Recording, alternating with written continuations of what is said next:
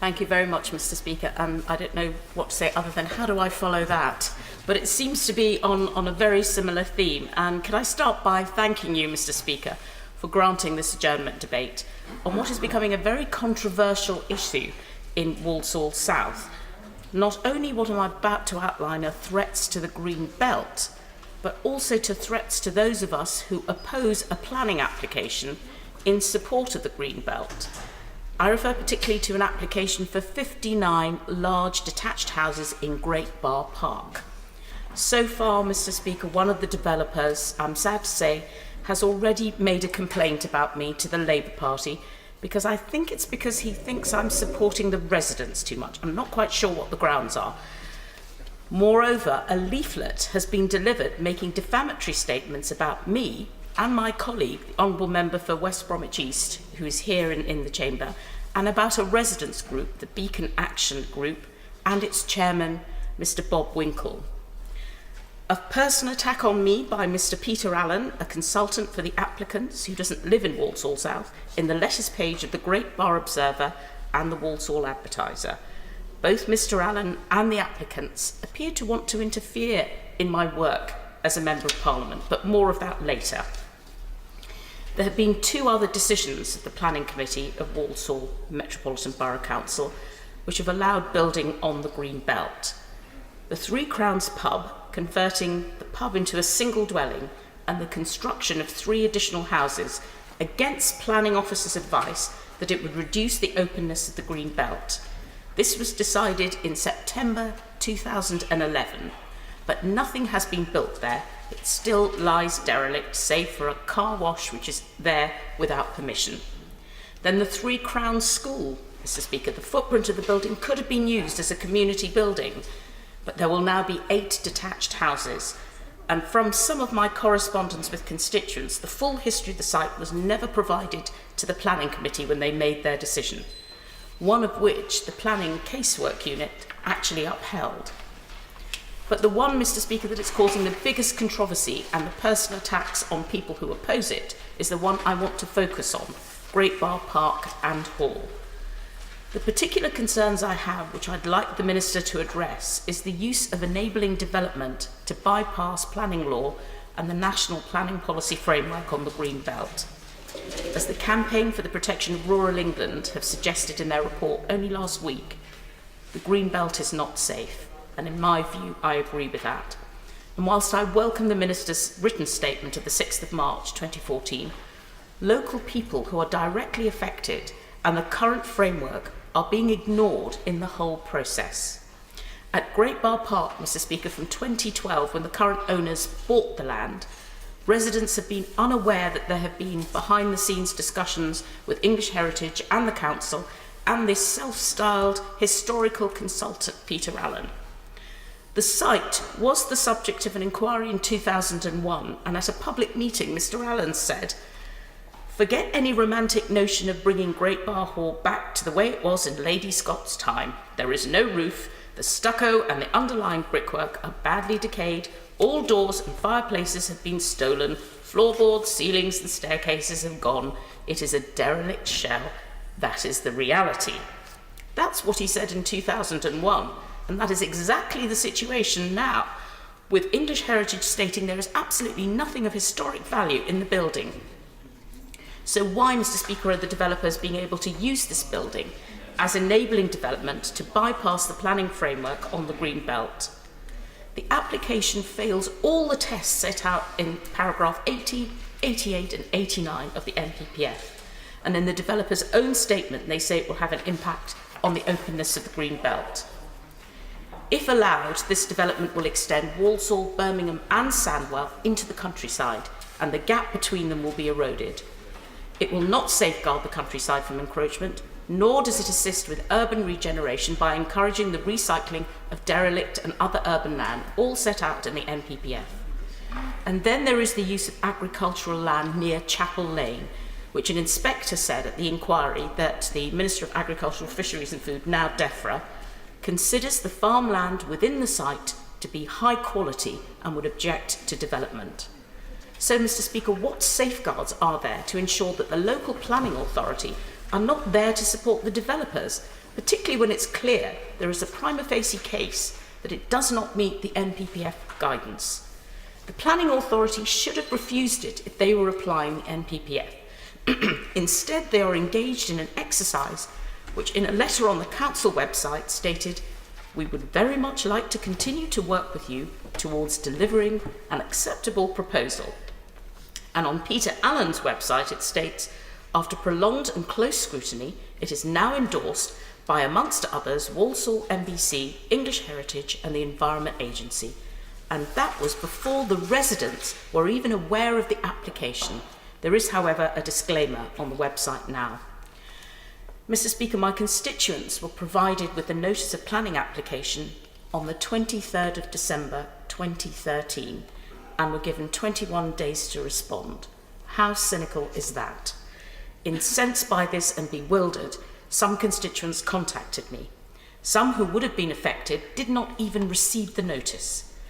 The vicar, Reverend Rutter of St Margaret's Church, who knows about the Scott family, whose history is based around the church and who built the hall, has not even been consulted or informed about the notice of planning application.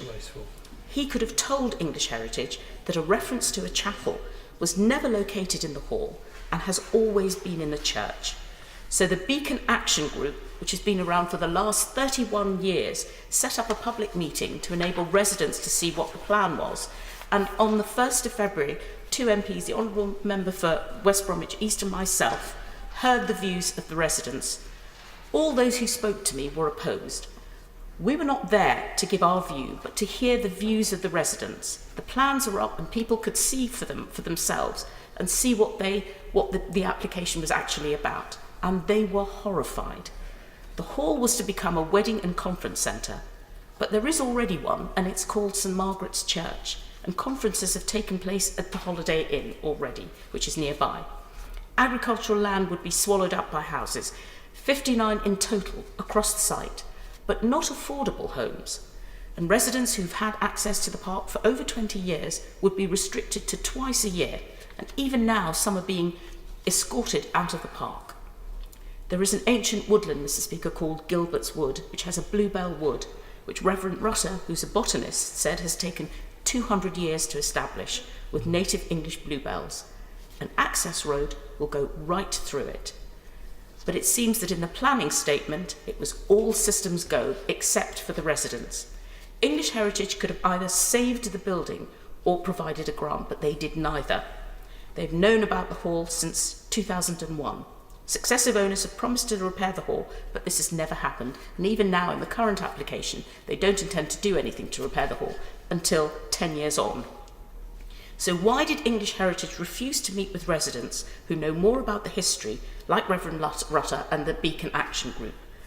I had to deal with the extraordinary circumstance, Mr. Speaker, of an English Heritage officer refusing to meet with me unless Walsall Council were present, refusing to meet with an MP on site, refusing to listen to residents, and propping up a building which by their own admission has no historic value at all, and allowing their name to be used to endorse the application.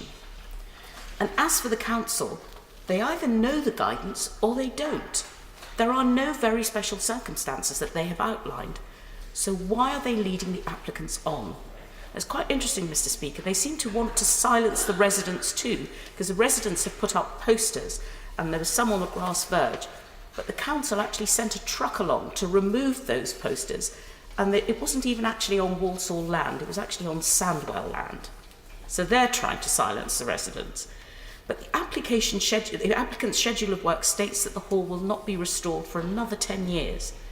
Moreover, this application is not about housing, because the council said in 2011, in response to the draft NPPF, there is plenty of capacity for house building, not just for the next 5 years, but until 2026. So, Mr. Speaker, the Greenbelt is not secure. And by the Minister's own figures in a written answer to me, there have been 490 applications for development on the Greenbelt referred to the Planning Casework Unit.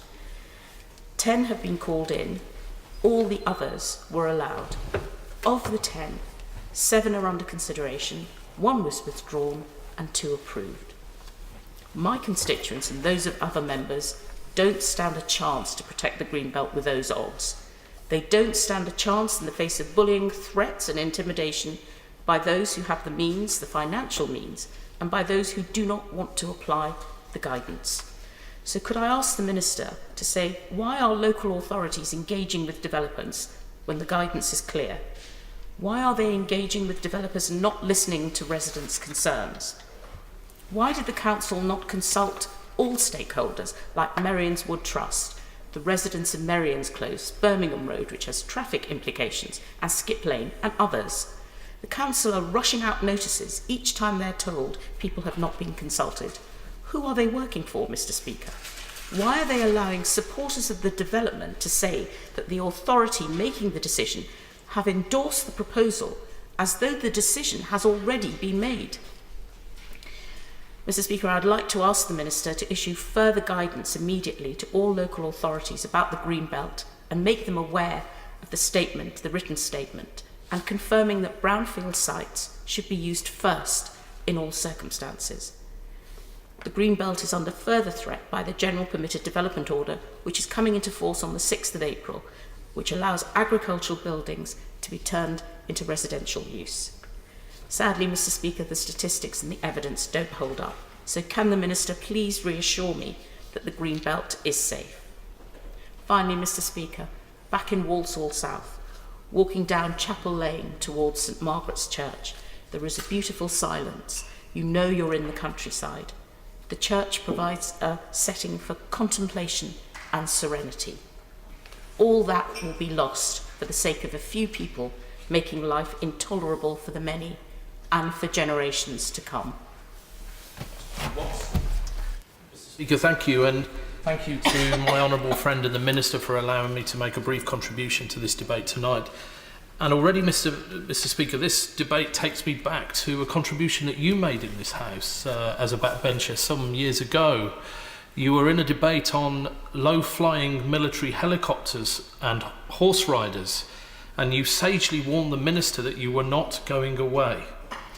And I guess seeing the contribution and hearing the contribution from my honourable friend there, it is very clear to those developers that she is not going away, and I am standing right behind her as well. And I'm deeply impressed with the commitment that she has made, not just to her constituents, but mine as well, in raising what is an important matter that I hope the Minister can take seriously.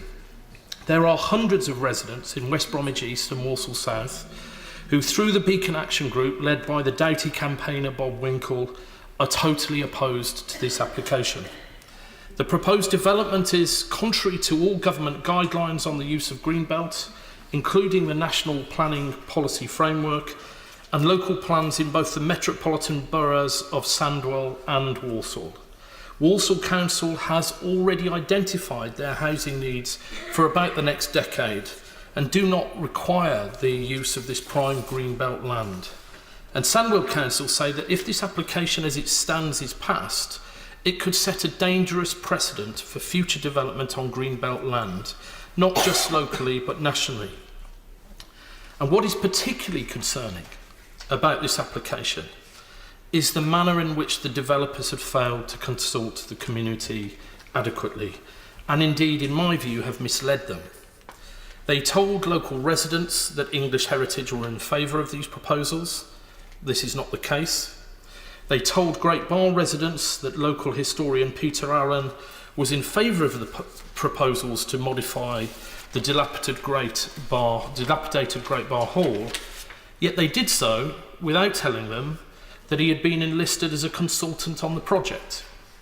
They also told local residents that it would lead to the restoration of Great Barr Hall, but only in 10 years' time, and, in my view, have not adequately explained how they will pay for this. Mr. Speaker, this is really to say to the Minister that this application has been a textbook example of how developers can alienate a community and propose to destroy the Greenbelt in the name of profit. Local people believe the proposed application should never see the light of day. I call the Minister, Mr Nicholas Bowles.